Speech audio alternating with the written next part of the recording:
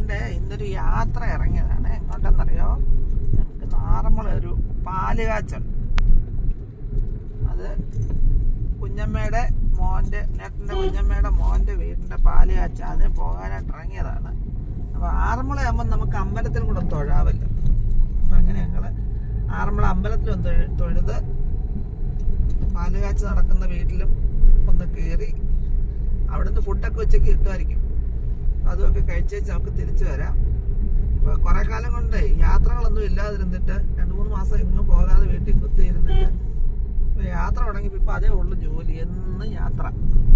അപ്പം നമുക്ക് ഒരുപാടൊന്നും ഞാൻ കാര്യങ്ങൾ പറഞ്ഞു. നിങ്ങൾക്ക് ആറന്മുള അമ്പലത്തിൽ ചെന്നിട്ട് ബാക്കി വിശേഷങ്ങളും കാണാം. ഞങ്ങളുടെ പന്തളം വഴിയാണ് പോകുന്നത്.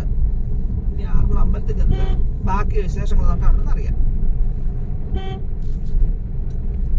ഞങ്ങൾ വേണ്ട അങ്ങനെ ആറന്മുള ക്ഷേത്രത്തിൻ്റെ ഫ്രണ്ടിലെത്തി വണ്ടിയൊക്കെ പാർക്ക് ചെയ്തിട്ട് അമ്പലത്തിലേക്ക് പോയിക്കൊണ്ടിരിക്കുകയാണ്. അമ്പലത്തിന് ചുറ്റുമുള്ള ഫോട്ടോ ഒക്കെ എടുക്കാനൊക്കെ ആയിരിക്കും, അകത്ത് കയറുന്ന ചെയ്യാനൊക്കത്തില്ലല്ലോ.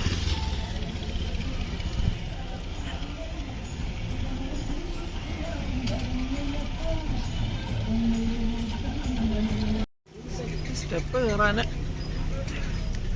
ഇച്ചിരി ബുദ്ധിമുട്ടല്ലേ? ആന ഇറങ്ങുന്ന സ്റ്റെപ്പ് നമുക്ക് കയറാൻ സൈഡെങ്ങാനും പിടിച്ചോണ്ട് കയറട്ടെ. മേളിൽ ചെല്ലുമ്പോഴത്തേക്ക് അണച്ചു പോകും.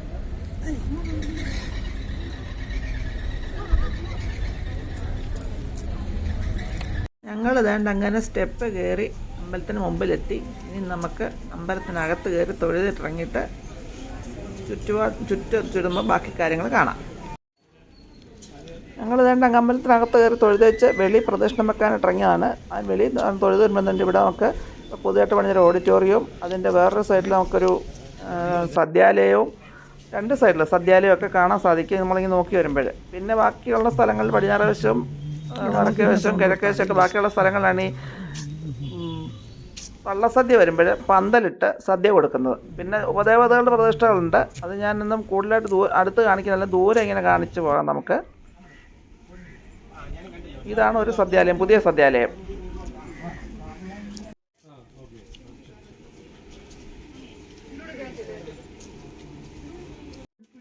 ഇവിടെ വേണ്ട നമ്മൾ താഴെ കാണുന്ന ഇതാണ് ബലഭദ്രസ്വാമിയുടെ നട. അവിടെ അതിൻ്റെ കൂടെ തന്നെ ഗണപതിയും മഹാദേവനും ഉണ്ട്. അത് അമ്പലത്തിൻ്റെ അവിടെ താഴേക്ക് സ്റ്റെപ്പ് ഇറങ്ങിയാണ് അവിടെ പോകുന്നത്. കടവിൽ വെള്ളം കയറുമ്പം ഇവിടെയും വെള്ളം കയറുന്ന പതിവുണ്ട്. ഈ ഭാഗത്ത് ഇവിടുന്ന് കാണുന്നുണ്ട്, ഇവിടെ ഒരു വഴിയുണ്ട്. ആ വഴിയെ താഴേക്കാണ് കടവിലേക്കുള്ള വഴി. നമ്മൾ അങ്ങോട്ടിപ്പോൾ തൽക്കാലം പോകുന്നില്ല, പ്രദക്ഷിണം വെച്ച് പോകുന്നതേ ഉള്ളൂ. വടക്കേ നടയിൽ ബലഭദ്രസ്വാമിയുടെ നടയിൽ തൊഴുതിട്ട് വരുമ്പോൾ ഈ കാണുന്നതാണ് പഴയ സദ്യാലയം. അങ്ങനെ ഞങ്ങൾ അമ്പലത്തിന് ചുറ്റി ഒരു പ്രദക്ഷിണം കഴിഞ്ഞു.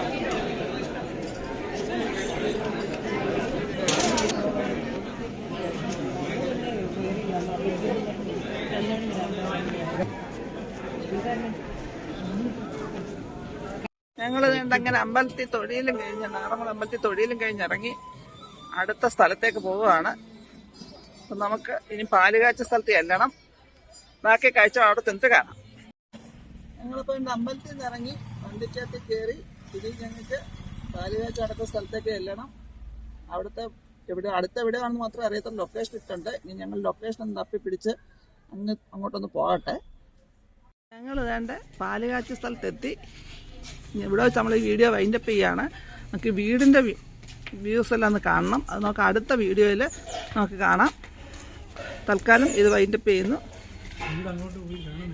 വീട് അങ്ങോട്ട് പോയി കാണാൻ ഇതേ ഉള്ളൂ വീട്. അതിൻ്റെ അകത്തെ കാഴ്ചകളൊക്കെ നമുക്ക് അങ്ങോട്ട് കയറിയിട്ടേ കാണാൻ പറ്റും. അപ്പോൾ നമുക്ക് അകത്തെ കാഴ്ചകൾ കാണാം. എന്തിനാ ഇവിടുന്ന് കണ്ടാൽ മതി, വീട് അങ്ങോട്ട് കയറുന്ന വഴി കണ്ടേ. അതുകൊണ്ട് കാണണം, കണ്ടോ വീട്. ഇതിൻ്റെ അകത്തെ കാഴ്ചകളൊക്കെ നമുക്കിനി അടുത്ത വീഡിയോ കാണാം. തൽക്കാലം ഇത് വൈൻഡപ്പ് ചെയ്യുകയാണ്. Bye bye.